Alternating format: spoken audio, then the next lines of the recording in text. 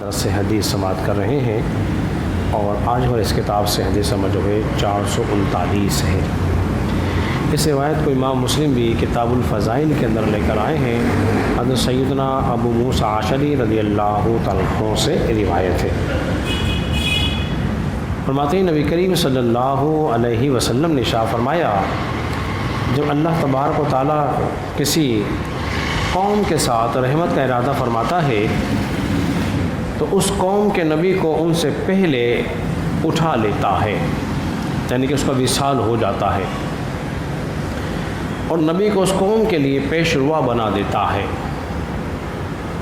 اور جب اللہ تبارک و تعالیٰ کسی قوم کو ہلاک کرنے کا ارادہ فرماتا ہے تو اس قوم پر عذاب دے دیتا ہے، اور حالانکہ ان کے نبی اس قوم کے اندر موجود ہوتے ہیں، اور وہ قوم ان نبیوں کی آنکھوں کے سامنے ہلاک ہو جاتی ہے، اور جس سے ان کی آنکھیں ٹھنڈی ہوتی ہیں۔ اور ہلاک ہونے کی وجہ کیا ہے کہ انہوں نے اللہ کی اور اس کے رسول کی تکذیب کی، ان کے نافرمانی کی، اس وجہ سے ان پر عذاب آ جاتا ہے۔ تو حضرات محترم، پتہ یہ چلا کہ اللہ تبارک و تعالیٰ نے امت مصطفیٰ کے ساتھ رحمت کا ارادہ فرما رکھا ہے کہ نبی پاک علیہ الصلوۃ والسلام کا وصال پہلے ہو گیا، اور جبکہ آپ سے پہلے جو امتیں گزری ہیں ان پہ طرح طرح کے عذاب آئے، اور ان کے نبیوں کی موجودگی میں آئے۔ انہوں نے اپنے نبیوں کو تکذیب کی، انہیں جھٹلایا، ان کی مخالفت کی، اللہ کی توحید کا انکار کر دیا، تو ان نبیوں نے اللہ کی بارگاہ میں دست سوال کیا، ان کی ہلاکت کی دعائیں کی، تو ان پر عذاب نازل ہو گیا اور وہ قوم ہلاک ہو گئی۔ اس طرح ان کے نبیوں کی آنکھیں ٹھنڈی ہوئی، اور رسول اللہ کی آنکھیں کیسے ٹھنڈی ہوئی ہیں کہ آپ علیہ الصلوۃ والسلام کی قوم پر عذاب نہیں آیا، بلکہ آپ کے لوگ یعنی کہ امت مصطفیٰ نے جو تھے وہ تو اللہ کے رسول کے پر ایمان لائے، ان کے مطیع فرمانبردار ہوئے، اس وجہ سے حضور کی آنکھیں ایسے ٹھنڈی ہو گئی ہیں۔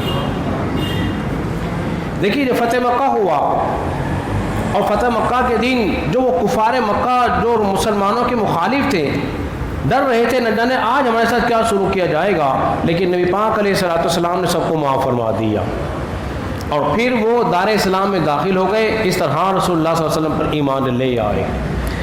یاد رکھ لیجئے کہ نبی پاک علیہ الصلوۃ والسلام کی زندگی اور وفات دونوں بہتر ہے۔ نبی کی حیات بھی بہتر ہوتی ہے، نبی کا وصال بھی بہتر ہوتا ہے۔ کس اعتبار سے کہ جب نبی پاک علیہ الصلوۃ والسلام ظاہری حیات میں موجود تھے، اللہ کے احکام آ رہے تھے، ہمیں زندگی گزارنے کا سلیقہ سکھایا، ہمیں چلنے پھرنے، اٹھنے بیٹھنے، کھانے پینے کے آداب سکھائے، تو ہماری رحمت تھے۔ جب حضور دنیا سے چلے گئے، اب کیسے رحمت ہیں گے؟ اس لیے کہ جب آپ دنیا میں تھے تب بھی ہماری دعائیں مغفرت کرتے تھے، اور جب قبر انور کے اندر موجود ہیں اب بھی ہماری دعائیں مغفرت کرتے ہیں۔ نبی پاک علیہ الصلوۃ والسلام فرماتے ہیں کہ امت کے اعمال میرے سامنے پیش ہوتے ہیں، جب میں اعمال کو برا دیکھتا ہوں تو پھر اللہ سے تمہارے لیے دعائیں مغفرت کرتا ہوں، اور جب امت کے اعمال اچھے میں دیکھتا ہوں میرے سامنے پیش ہوتے ہیں، اس پر میں اللہ کی حمد کرتا ہوں، اللہ کا شکر ادا کرتا ہوں۔ حضرات گرامی، خلاصہ کلام یہ نکلا، ہمیں چاہیے کہ ہم رسول اللہ کی آنکھیں ٹھنڈی کریں اور حضور زیادہ سے زیادہ اللہ کا شکر ادا کریں۔ وہ کب ممکن ہوگا؟ جب ہم نیک اعمال کریں گے، جب ہمارے نامہ اعمال رسول اللہ کے سامنے پیش ہوں گے تو ہمارے نامہ اعمال کو دیکھ کر رسول اللہ جو خوش ہوں گے تو انشاءاللہ دنیا بھی سنور جائے گی اور آخرت بھی سنور جائے گی۔ اللہ رب العزت کی بارگاہ میں دعا ہے کہ کریں اللہ ہم سب کو سمجھنے اور عمل پیرا ہونے کی توفیق عطا فرمائے۔